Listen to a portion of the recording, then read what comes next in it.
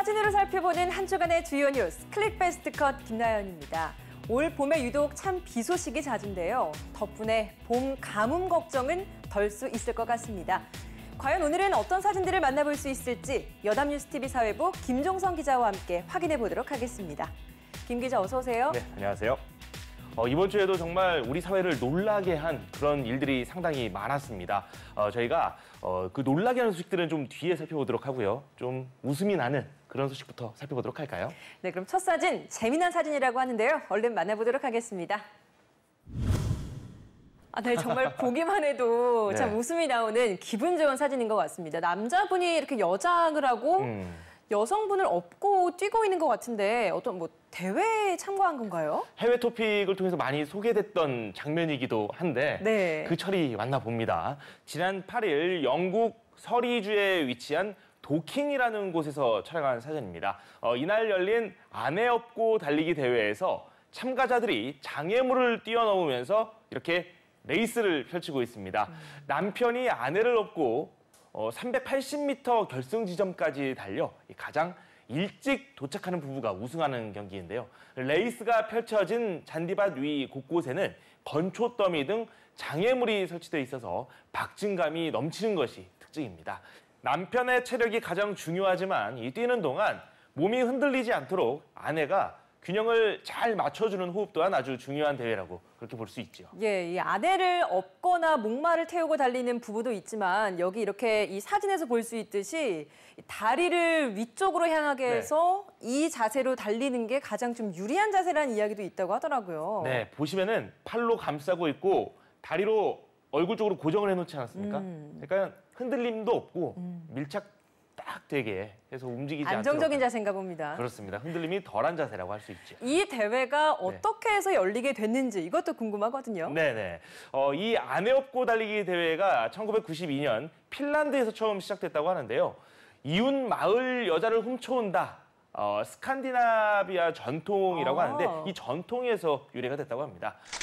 참가자들은 달리기는 기본이고 장애물을 넘고 짓궂은 물총 세례까지 견뎌야 하는데 가장 중요한 규칙은 매달리는 사람의 몸무게가 50kg 이상이어야 한다는 겁니다. 50kg 이하도 안 되고 오히려 더 무거워야 되는군요. 그렇죠. 이 대회에 출전하는 여성분들은 일단은 50kg 이상이 되어야 한다. 이런 기준이 있다고 하는 거죠. 만약에 50kg보다 가벼울 경우에는 형평성 차원에서 참가자들이 추가로 가방을 매서 그 무게를 맞춰야 된다고 하죠. 네. 이번 대회에는 모두 41쌍이 참가를 했다고 하는데요. 우승을 차지한 부부의 기록은 1분 37초였고 올 7월에 열리는 핀란드 세계대회 참가 비용인 250파운드를 상금으로 받았다고 합니다. 그럼 다음 주제 살펴보도록 하겠습니다. 네, 이번엔 우리나라로 돌아왔습니다. 네. 국회 모습인데 이 뒤에 방청석이잖아요. 이 방청석은 오히려 사람들이 있는데 국회는 텅 비어 있네요. 재밌죠? 있어야 할 주인공들은 없고 손님들이 자리를 채우고 있는 상황입니다. 지난 10일 오후 국회 본회의장에서 촬영한 사진인데요. 국회를 견학 온 관람객들이 비어있는 의석을 이렇게 물끄러미 바라보면서 안내자의 설명을 듣는 장면을 담았습니다. 여야는 지난 2일 한 달간 일정으로 임시국회를 열었는데 이 방송법 개정안 처리를 둘러싼 이견 때문에 의사 일정조차 합의하지 못하고 있는 상황입니다. 자유한국당과 바른미래당 등 보수 야당은 더불어민주당이 야당 시절 제출한 방송법 개정안을 이번 4월 임시국회에서 처리하겠다고 약속하기 전까지는 의사일정에 합의할 수 없다 이런 입장입니다. 그런데 민주당은 야당을 국회로 불러올 만한 마땅한 해법을 제시하지 못하고 있는 그런 답답한 상황이다.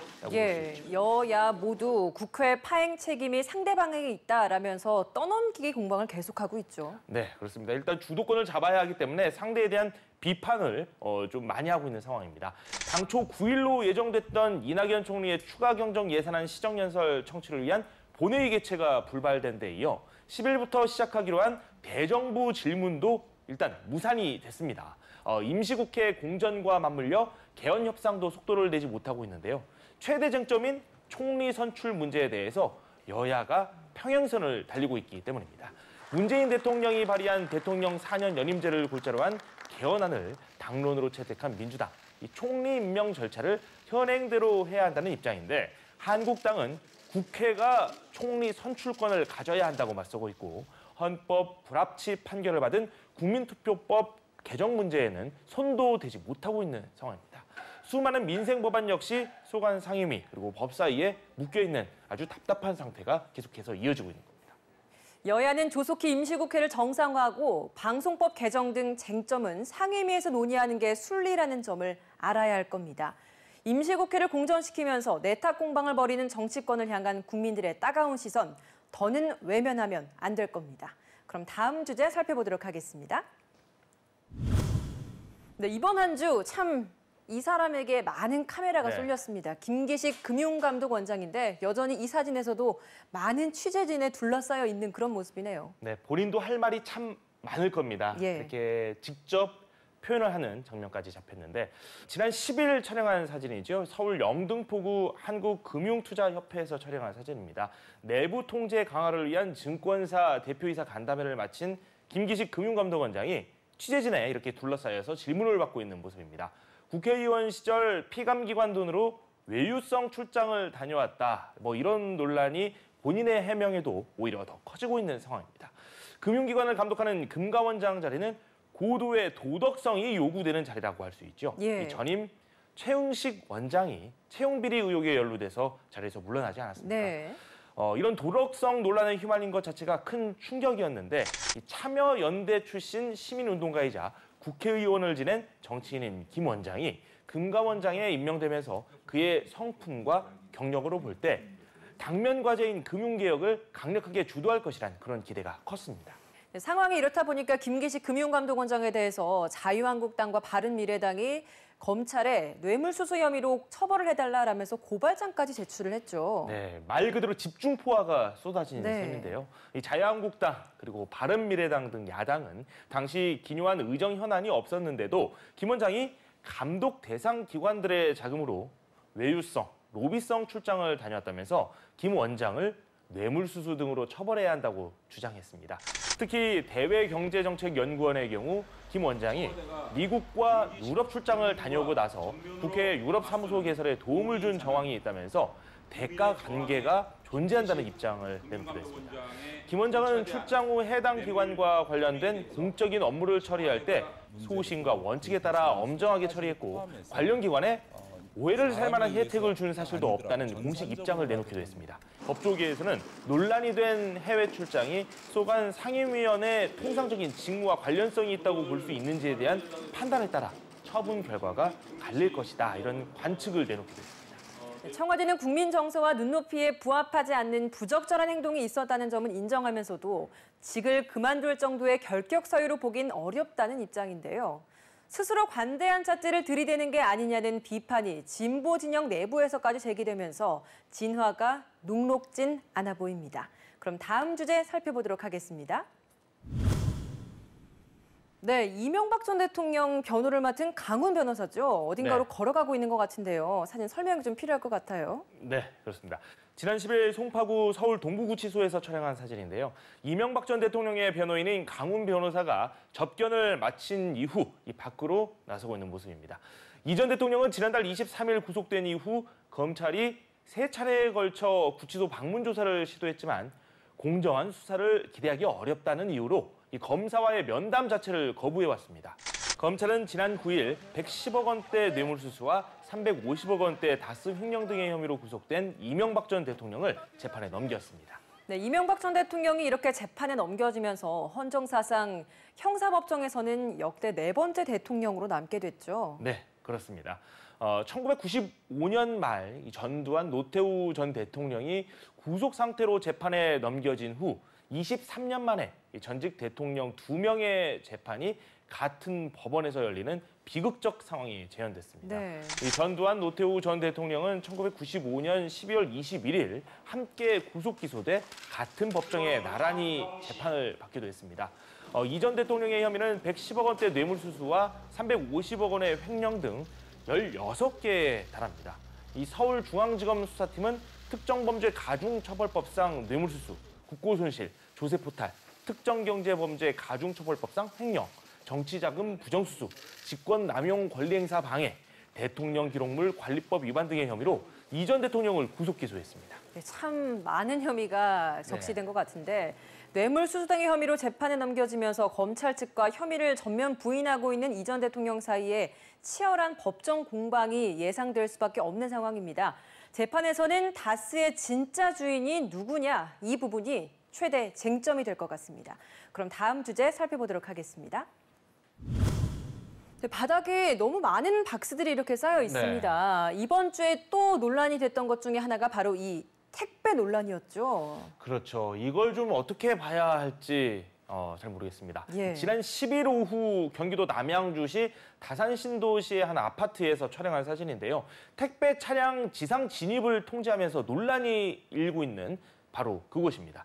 이 아파트 한쪽에 택배가 가득 쌓여 있는 모습이죠. 이 아파트 관리사무소는 지난 1일부터 택배 차량의 단지 내 지상 진입을 통제했는데요. 이 택배 업체들이 아파트 정문 인근 도로에 택배를 쌓아두고 가는 방식으로 맞서면서 이 주민의 불편이 커지고 있는 상황입니다. 네, 지난 2월에 단지 내에서 후진을 하던 택배 차량 한 대가 어린아이를 칠 뻔한 일이 있었다고 하더라고요. 이 단지 내에서. 네. 그것 때문에 이제 택배 차량을 단지 내에 들어오게 하면 안 된다라는 일이 시작이 된 거죠. 분명 계기는 있었는데 그 이후 일 처리가 매끄럽게 진행되고 있지 않은 것은 분명한 사실인 것 같습니다. 맞습니다.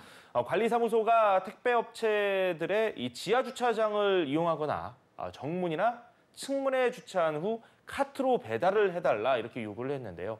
택배 회사 측이 이런 조치에 크게 반발했습니다. 네. 해당 아파트 지하 주차장 진입로 높이가 2.3m로 2.5m가 넘는 일반 택배 차량은 진입할 수 없는 데다 이 카트를 이용하면 대량의 택배 물품을 운반하기 어렵고 시간이 또 오래 걸린다는 게 이유입니다.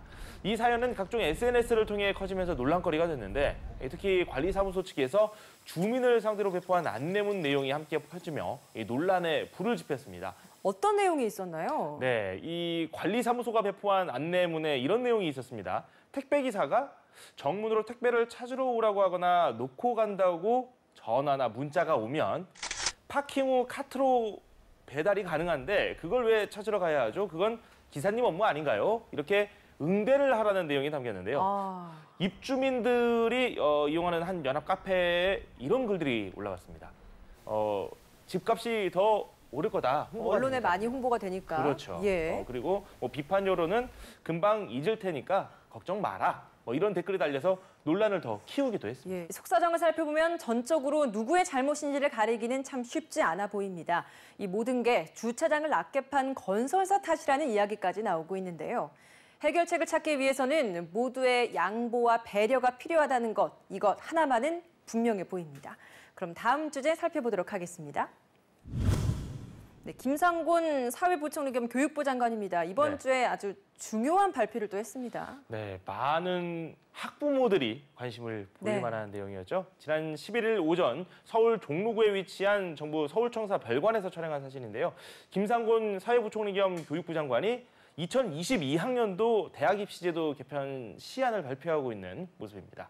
교육부는 지난해 8월 2021학년도 대학 수학능력 시험을 절대평가로 전환하는 방안을 추진했다가 학생과 학부모들의 반발에 부딪혀 보류한 이후 7개월여간 정책자문위원회 연구와 여론 수렴, 전문가 자문을 진행했는데요. 이를 바탕으로 학생부 종합전형, 그리고 수능 전형 간 적정 비율, 선발 시기, 수능 평가 방법, 이런 세 가지 주요 논의사항을 국가교육회의가 결정해달라고 제안을 했습니다. 이게 공론화하겠다라는 거잖아요. 네. 이렇다 보니까 일각에서는 공론화 과정으로 대입제도를 결정하는 게 맞냐 이런 문제도 제기되고 있는 상황입니다. 네, 그렇습니다. 정확히 지적을 해주셨는데요. 지난해 정부는 신고리 5, 6호기 건설 중단 여부를 두고 3개월간 공론화 과정을 진행한 바 있습니다. 당시 공론화위원회는 시민참여단 의견을 토대로 신고리 5, 6호기 건설은 재개하되 원자력 발전을 축소하라는 권고안을 도출했습니다. 하지만 대입 시안은 원전 때처럼 단일한 문제에 대해 찬반을 정하는 내용이 아니고 시안에 담긴 여러 안 가운데 하나를 고르라거나 적정 비율을 제시하라는 내용으로 입시 정책과 교육 과정에 대한 상당한 식견이 필요하기에 이 공론화로 결정하기에는 부적절하다 이런 시각이 많습니다. 대입제도 개편 공론화를 담당할 국가교육회의는 대통령 직속 자문기구로 의장과 김상곤 사회부총리 겸 교육부 장관 등 당연직 위원 9명, 학계, 교육계 위촉직 위원 11명 등 총 21명으로 구성되어 있는데요. 위원 중 입시 전문가나 현직 교사가 없어서 교육 현장과 동떨어진 결론이 나올 수 있다는 그런 우려까지 나오고 있는 상황입니다. 복잡하고 민감한 대입제도 결정을 국가교육회의에 떠넘긴 교육부를 비판하는 목소리가 커지고 있습니다. 대안을 제시해서 국민을 설득하기보다는 국가교육회의와 공론화라는 방패 뒤로 숨었다는 지적도 나오고 있습니다. 그럼 다음 주제 살펴보도록 하겠습니다. 네, 마크 저커버그의 모습입니다. 네. 2007년 처음 창업한 이후 이렇게 국회 청문회에 나온 거에 처음이죠. 네, 정장을 입고 있는 것도 좀 참 낯선 모습입니다. 그렇죠. 지난 10일 미국 워싱턴 DC 의사당에서 촬영한 사진인데요. 합동 청문회에 출석한 마크 저커버그 페이스북 최고 경영자가 이 페이스북 이용자 개인정보 무단 유출과 관련해 증언을 하면서 사과의 뜻을 밝히는 모습입니다.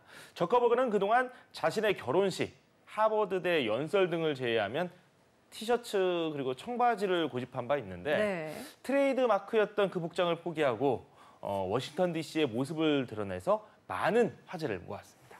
영국의 한 정보 분석 업체가 페이스북 이용자 수천만 명의 정보를 지난 2016년 미 대선 때 도널드 트럼프 캠프에 넘긴 것 때문에 이렇게 청문회까지 오게 된 거잖아요. 네, 그렇습니다. 이 저커버그는 파문이 불거진 뒤에도 침묵을 지키다가 지난달 21일 처음으로 재발 방지 등의 입장을 밝혔는데 이마저도 분명한 사과의 뜻이 담겨 있지 않다는 비판을 받았습니다.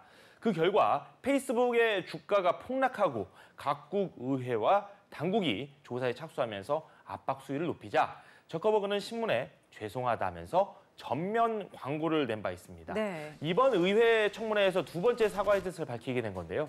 개인정보 무단 유출 파문에 대해서 사과하는 것으로 말문을 연 저커버그. 이 명백한 실수다, 사과한다, 이렇게 거듭 고개를 숙였습니다. 네, 이날 청문회장은 방청객들로 가득 찼다고 하는데요.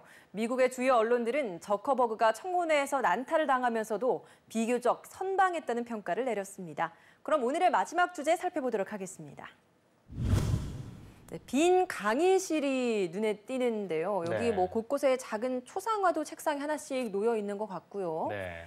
달력이 또 크게 잡혔는데 2014년 4월에 멈춰 있네요. 네, 일반적인 교실의 풍경과 다르지 않은 것 같지만 이 꽃도 있고 좀 마음을 숙연케 하는 그런 사진 한 장이다라고 말씀드릴 수 있습니다. 지난 8일 오후 경기도 안산시 단원구 안산교육지원청 별관에 마련된 4.16 단원구 기억교실에서 촬영한 사진인데요. 이곳을 부천 송내동 청소년 문화의 집 관계자들이 찾아와서 교실을 둘러보며 희생자들을 추모하고 있는 모습입니다. 지하철 4호선 고잔역에서 내려 10분 정도 걸으면 이곳 4.16 기억교실을 만날 수 있는데요. 단원고에서 가져온 희생자 학생들의 책상과 각종 비품이 놓여 있습니다. 2016년 11월 21일 모두에게 공개된 바 있죠.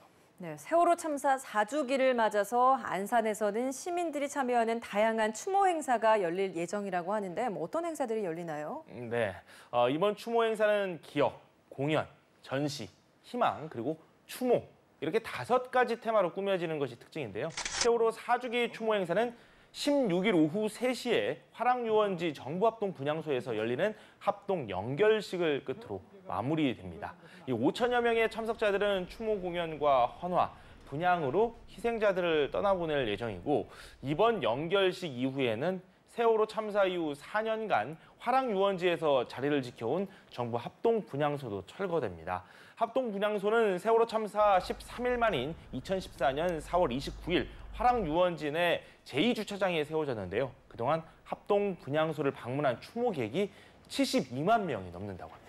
안산시는 합동 분향소 철거 후 화랑유원지 제2주차장의 모든 시설을 주차장으로 원상 복구하기로 했는데요.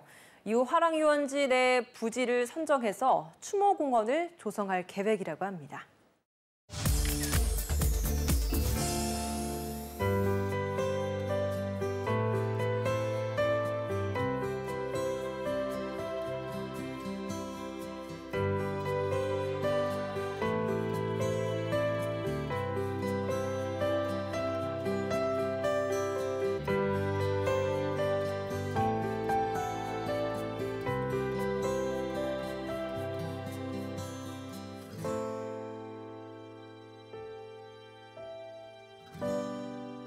사진으로 살펴보는 한 주간의 주요 뉴스 클릭 베스트 컷. 오늘 준비한 사진은 여기까지입니다. 저희는 다음 주에 더 재미있고 의미 있는 사진들로 다시 찾아뵙겠습니다. 시청해주신 여러분 고맙습니다.